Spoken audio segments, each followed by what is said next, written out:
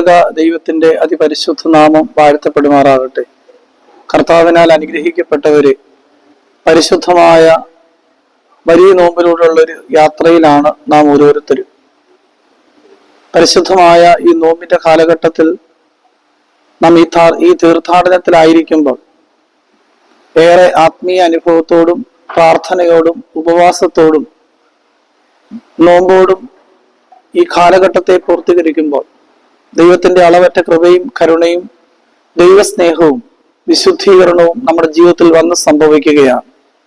നോമ്പുകാലം ദൈവം നമ്മിൽ നിന്ന് ആത്മീയ എരിവും തീഷ്ണതയും ഏറെ ആവശ്യപ്പെടുന്ന കാലമാണ്.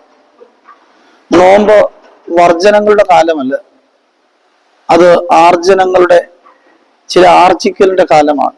നഷ്ടപ്പെട്ടുപോയ മൂല്യത്തെയും കൈമോശം വന്ന വിശുദ്ധീകരണത്തെയും തിരികെ പിടിക്കുവാനുള്ള ആത്മീയതയുടെ വസന്തകാലമാണ് ഈ നോമ്പ്.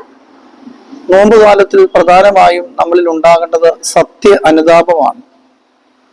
വീണ്ടും പിതാക്കന്മാർ തങ്ങളുടെ പ്രാർത്ഥനകളിലും പ്രവാചക പുസ്തകങ്ങളിലും ഒക്കെ അതൊരു ആത്മതപനത്തിന്റെ കാലഘട്ടമായിട്ട് നമ്മെ ചിത്രീകരിക്കുന്നുണ്ട്. ദൈവത്തിന് പ്രസാദകരമായ കാലഘട്ടമെന്ന് പേർ പറയുന്ന അനുഭവമാണ് നോമ്പുകാലം. അതിലെ നോമ്പിന്റെ രണ്ടാമത്തെ ആഴ്ചയിലേക്ക് നാം കടന്നു വരുമ്പോൾ ഗർഭോ ഞായറാഴ്ച എന്നാണ് അറിയപ്പെടുന്നത്. വിശുദ്ധ ലൂക്കോസ് എഴുതിയ സുവിശേഷം 5-ാം അധ്യായം അതിന്റെ 12 മുതൽ 16 വരെയുള്ള തിരുവചനങ്ങളാണ് ഏവെങ്കിലും ഭാഗമായി നമുക്ക് പഠിപ്പാനായി തന്നിരിക്കുന്നത്. പ്രത്യേകിച്ച് കുഷ്ഠരോഗം യഹൂദ സംസ്കാരത്തിൽ അതൊരു രോഗമായി മാത്രമല്ല, മറിച്ച് ഒരു ശാപമായി, ദൈവത്തിന്റെ കോപമായി കരുതപ്പെടുന്ന കാലഘട്ടമാണ് ഈ കുഷ്ഠരോഗം പിടിപെടുന്ന കാലഘട്ടത്തെ ചിത്രീകരിക്കുന്നത്. ഓരോ യഹൂദനും ഇപ്രകാരം അവർ പ്രാർത്ഥിച്ചിരുന്നു: ദൈവമേ, ഞങ്ങളെ ഒരു പുറജാതിക്കാരനായോ ഒരു സ്ത്രീ ആയിട്ടോ ഒരു കുഷ്ഠരോഗിയായിട്ടോ സൃഷ്ടിക്കാത്തതിൽ ഞങ്ങൾ അങ്ങേ സ്തുതിക്കുന്നു. അത്രമാത്രം നികൃഷ്ടമായ അനുഭവമായിട്ടാണ് കുഷ്ഠരോഗത്തെ ആ കാലഘട്ടത്തിൽ കണ്ടിരുന്നത്. കുഷ്ഠരോഗികളുള്ള യഹൂദന്റെ മനോഭാവം അത്രയ്ക്കും തരം താഴ്ന്നതായിരുന്നു.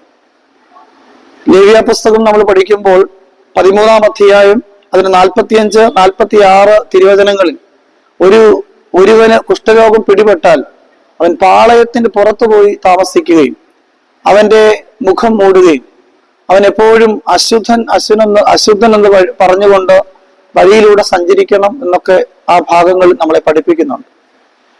ഈ ഏവൻഗേലിയോൻ ഭാഗം നാം പഠിക്കുമ്പോൾ പ്രധാനമായിട്ടും 2 ചിന്തകൾ നിങ്ങളുമായി പങ്കുവെക്കുവാനായിട്ട് ആഗ്രഹിക്കുകയാണ്. മത സാമൂഹിക ബന്ധനങ്ങളെ അതിജീവിക്കുന്ന കുഷ്ഠരോഗിയുടെ വിശ്വാസമാണ് ഒന്നാമതായി നാം കാണുന്നത്.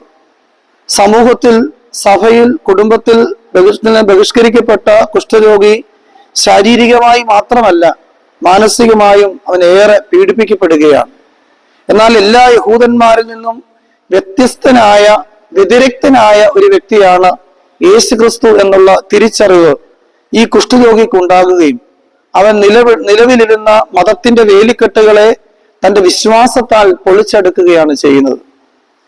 നെപ്പോളിയൻ എന്ന് പറയുന്ന എഴുത്തുകാരൻ പറയുന്നുണ്ട്, ശക്തമായ വിശ്വാസത്തിന്റെ മുൻപിൽ എല്ലാ തത്വശാസ്ത്രങ്ങളും തകർന്നു വീഴും എന്ന് അദ്ദേഹത്തിന്റെ എഴുത്തുകളിൽ കാണുവാനായിട്ട് കഴിയുന്നുണ്ട്. നാം ദൈവസന്നിധിയിലേക്ക് കടന്നു വരുമ്പോൾ, പ്രത്യേകിച്ച് ഈ നോമ്പ് കാലഘട്ടത്തിൽ നമ്മെ പ്രധാനമായിട്ടും പഠിപ്പിക്കുന്നത് നമ്മുടെ ജീവിതത്തിന് ഒരു വിശ്വാസത്തിന്റെ ഒരു തലം ഉണ്ടാകണം എന്നുള്ളതാണ്.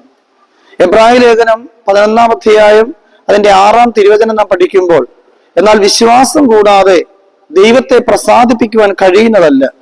ദൈവത്തിന്റെ അടുക്കൽ വരുന്നവൻ ദൈവം ഉണ്ട് എന്നും തന്നെ അന്വേഷിക്കുന്നവർക്ക് പ്രതിഫലം കൊടുക്കുന്നു എന്നും വിശ്വസിക്കേണ്ടതല്ലോ എന്ന് അവിടെ വേദവചനത്തിൽ നമ്മെ പഠിപ്പിക്കുന്നുണ്ട്.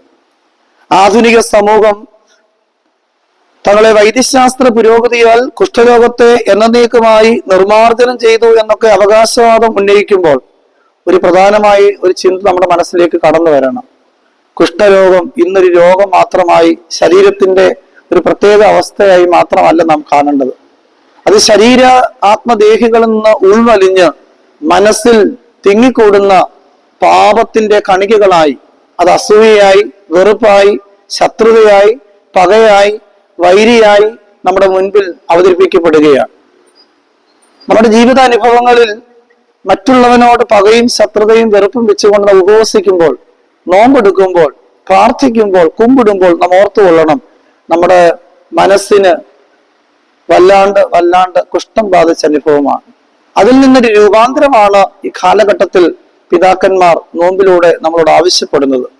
ദൈവം നമ്മെ പഠിപ്പിക്കുന്നത് ശക്തമായ ഒരു രൂപാന്തരത്തിലേക്ക്, ശക്തമായ ഒരു ദൈവിക അനുഭവത്തിലേക്ക് ഈ നോമ്പ് കാലഘട്ടത്തിൽ മടങ്ങി വരുവാനായിട്ട് നമുക്ക് സാധിക്കണം എന്നുള്ളതാണ്. ഇവിടെ ഇതായി കുഷ്ഠരോഗി വിശ്വാസത്തോടെ, വിനയാന്വിതനായി, തികഞ്ഞ ആർദ്ര അനുഭവത്തോടെ, ഭയഭക്തിയോടെ യേശു കർത്താവിന്റെ അടുക്കിലേക്ക് കടന്നു വന്ന് സൗഖ്യം പ്രാപിക്കുന്ന ആ വലിയ അനുഭവമാണ് ഈ വേദഭാഗത്ത് നാം കണ്ടുമുട്ടുന്നത്. രണ്ടാമതായി നഷ്ട സൗഭാഗ്യങ്ങളുടെ പുനഃസ്ഥാപനമാണ് ഈ വേദചിന്തയിൽ നാം രണ്ടാമതായി കാണുന്നത്. കുഷ്ഠരോഗി ഏത് ഇടത്തിൽ നിന്നാണോ പുറത്താക്കപ്പെട്ടത്, അതേ ഇടത്തിലേക്ക് യേശു തമ്പുരാൻ അവനെ തിരികെ കൊണ്ടുവരികയാണ്. മറ്റുള്ളവരുടെ ഒരു സ്നേഹസ്പർശനം അവൻ ആഗ്രഹിച്ചു. എന്നാൽ ആരുടെയും സ്നേഹസ്പർശനം ലഭിക്കാതെ ഏകാന്തതയോടെ കാരുണ്യത്തിന്റെ സ്നേഹവർഷമായി യേശു കർത്താവിന്റെ അടുക്കിലേക്ക് കടന്നു വരുമ്പോൾ അവന്റെ ജീവിതത്തിൽ നഷ്ടപ്പെട്ടു പോയ എല്ലാ ആത്മീയ അനുഭവങ്ങളിലേക്കും അവൻ പുനർസമർപ്പിക്കപ്പെടുകയാണ് അവിടെ സംഭവിക്കുന്നത്. എന്നേക്കുമായി നഷ്ടപ്പെട്ടു പോയ അവന്റെ കുടുംബ ബന്ധങ്ങൾ, സാമൂഹിക ബന്ധങ്ങൾ, ആരാധനാ ബന്ധം എന്നിവയിലേക്ക് ഒരു പുനഃസ്ഥാപനമാണ് യേശു തമ്പുരാൻ ഈ കുഷ്ഠരോഗിക്ക് നൽകുന്നത്. അവന്റെ കുഷ്ഠങ്ങൾ മാറ്റപ്പെടുമ്പോൾ അവന്റെ ശരീരത്തെ വടുക്കുകൾ മാത്രമല്ല, അവന്റെ മനസ്സിന്റെ മുറിവുകൾ കൂടെ ഉണക്കപ്പെടുകയും അവൻ ദൈവികമായ ആത്മചൈതന്യത്തിലേക്ക് അവൻ സമർപ്പിക്കപ്പെടുകയും ചെയ്യുകയാണ്. നഷ്ടപ്പെട്ടു പോയ അവന്റെ ആകാര സൗന്ദര്യം വീണ്ടും കിട്ടി. അവന്റെ ആദ്യ ചൈതന്യത്തിലേക്ക് അവൻ മടങ്ങി വരികയാണ്. പ്രിയമുള്ളവരെ, ഈ നോമ്പ് കാലഘട്ടത്തിൽ എനിക്കും നിങ്ങൾക്കും ഒരു പുനഃസ്ഥാപനം, ഒരു യഥാസ്ഥാനപ്പെടൽ ഉണ്ടാകേണ്ടിയിരിക്കുന്നു. അത് യേശുക്രിസ്തുവിന്റെ പാദാന്ത ബിന്ദത്തിലേക്ക് നാം കടന്നു വരുമ്പോൾ കർത്താവിന്റെ ആ കരസ്പർശനത്തിലൂടെ, അവന്റെ ഒരു ദർശനത്തിലൂടെ ഞാനും നിങ്ങളും സമഗ്രമായ രൂപാന്തരത്തിലേക്ക്, വിശുദ്ധീകരണത്തിലേക്ക്, ആത്മസമർപ്പണത്തിലേക്ക് ഈ കുഷ്ഠരോഗിയെ പോലെ നമുക്കും എത്തപ്പെടാം. ദൈവത്തിന്റെ പരിശുദ്ധാത്മാവ് നമ്മെ എല്ലാവരും രൂപാന്തരപ്പെടുത്തുമാറാകട്ടെ. ആമേൻ.